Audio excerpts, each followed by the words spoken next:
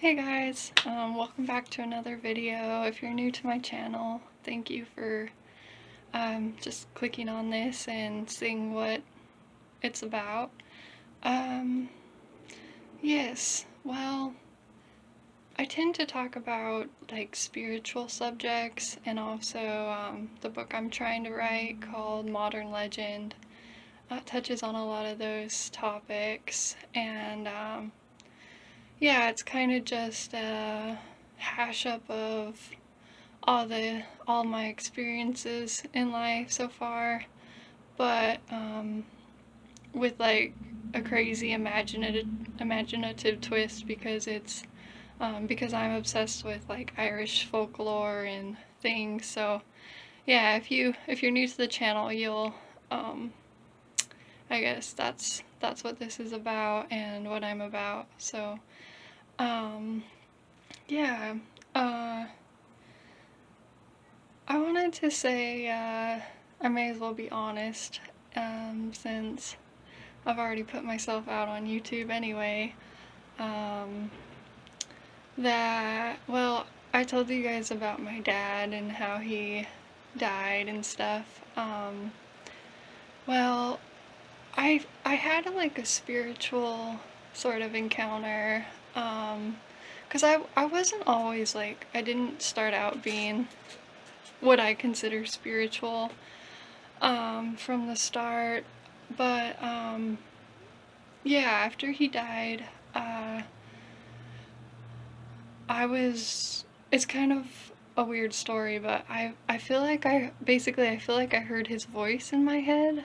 Um, like he was a really funny guy, so it was basically where he was just like he told me a joke when I was kind of in a sad mood, and it really like it just made me roll back with laughter.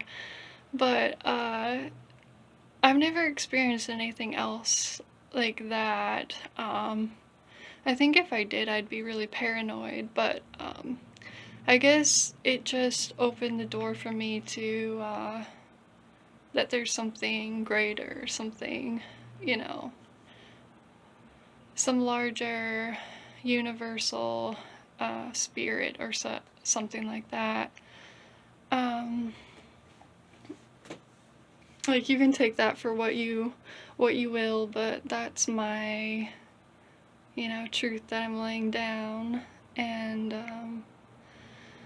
anyway, um, I guess from that experience and from just other things I've gone through, I tend to look more for um, spiritual, intuitive kind of guidance rather than sometimes like what generally you would think makes sense or what's logical. I really like learned to develop my intuition, and one way of doing this is just noticing like synchronicities or things that occur, um, things that you notice that happen, connections. Like, for instance, some people look to numerology, like they'll see 111 on the clock, and then they'll see it again or something, and they'll just wake up and see it. Number sequences. Other people see like animals. They have like a certain animals that they connect to, and they'll see like maybe a fox crosses the street, or I don't know, anything really. But I tend to do both those things, and one of the things I saw recently was a crane, and at one of my past jobs, we had a lady. I used to work at a children's home as a counselor, and we had a lady who always put the kids through a ceremony, and she would give them a spirit animal to kind of help them along their journey, and she did it to the staff too. So anyway, she gave me the crane because she knew I was big into my writing goal and that I wanted to write a novel. So I don't know if it's true, but she said the cranes can fly over the Himalayas because they're so persistent, and yeah, a lot of people underestimate them, but they're just really driven and, you know, kind of go slow, like, but eventually they just, like, get their way over there. So, that's cool. And, what else was I gonna say? Oh yeah, so that, I saw a crane the other day. I see cranes a lot. Probably, I think the more you look for these things, the more you see them too. So you have to sort of have a little belief in magic to start with, and then it seems like you just keep seeing more, and it helps you to, you know, stay encouraged on your specific journey and not lose hope. So, the other day I saw a crane at the top of a fountain. It was kind of just like a, what do you call them? North, south, east, west kind of thing. And yeah, that was cool. And that made me feel, or I've been feeling lately, that like I'm on the last leg of my journey. At least all the things I've written about in this book I'm writing, I feel like I've overcome them, and like I'm starting a new chapter, which is exciting. But I wanna put out my experiences because I feel like they'll help other people who are going through a lot of you know, trials and early adulthood things, such as like death, you know, grief, and heartbreak, and that kind of, like, you know, pretty heavy stuff. But yes, I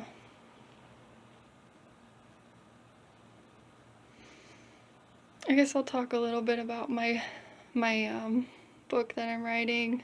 So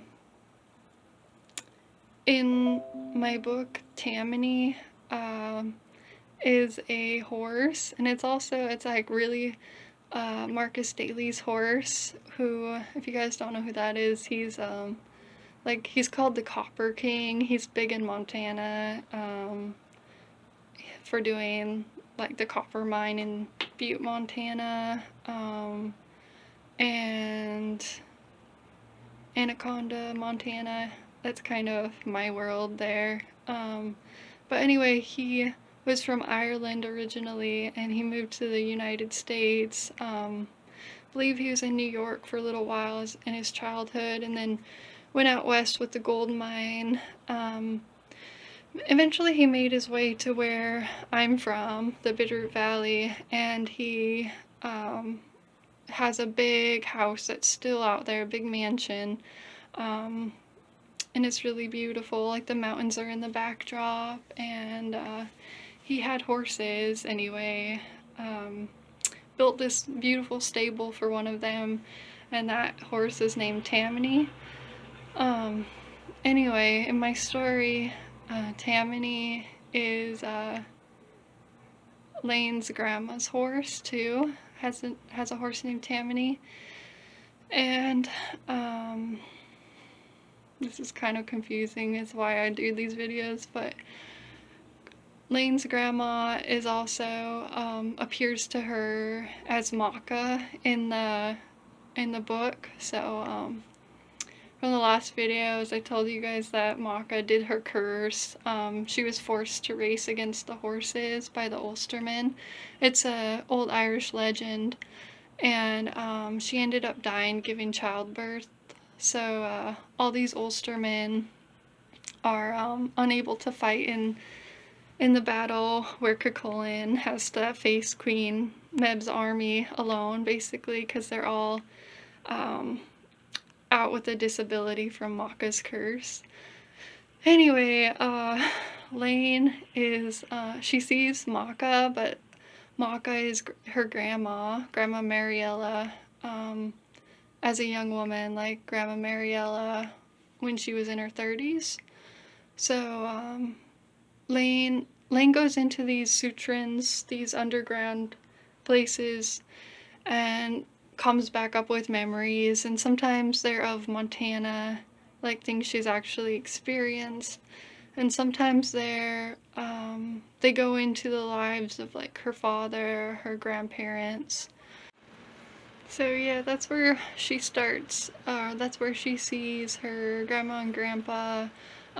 They're about to watch a race, horse race, and they're standing up in the stands on top, and her dad is like, she sees him as a young kid, and he's selling popcorn and things, and she sees that's the first time her dad gets kind of like persuaded or whatever to drink alcohol. Some guy is offering him a beer, because if you guys don't know it, Laine's dad is like an alcoholic. So anyway, the Sutrin thing kind of blurs Laine's world together even more, because Grandpa ends up gambling Tammany away in the horse race.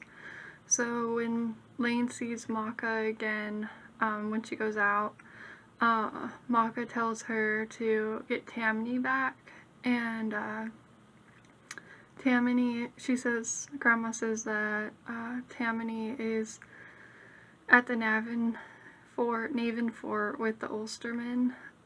So that's where Laine has to go to find Tammany, and I won't reveal it all, but basically Laine goes because she's trying to do it for her grandma to get her horse back, but when she does, Grandma's like, no, this is for you, this is kind of like a gift from your ancestors to complete the last leg of your journey. So of course her goal has always been to be a writer and to succeed in that. So for Laine in her real life, I guess Tammany kind of represents YouTube, basically.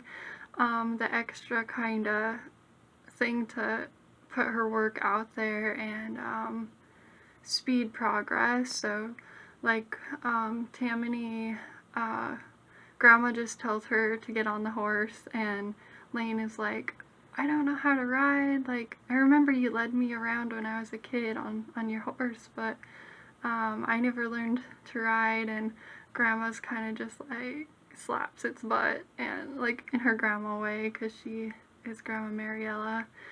And then Laine is like on the fast track basically, and she just has to go with it. So even though she's kind of like, she's not one to want to put herself out there at all, and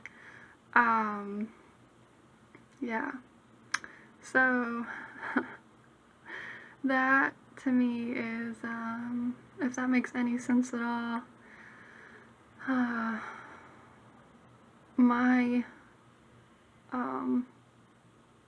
that's how I feel about the crane, is that I got some kind of notion to put myself on YouTube to try to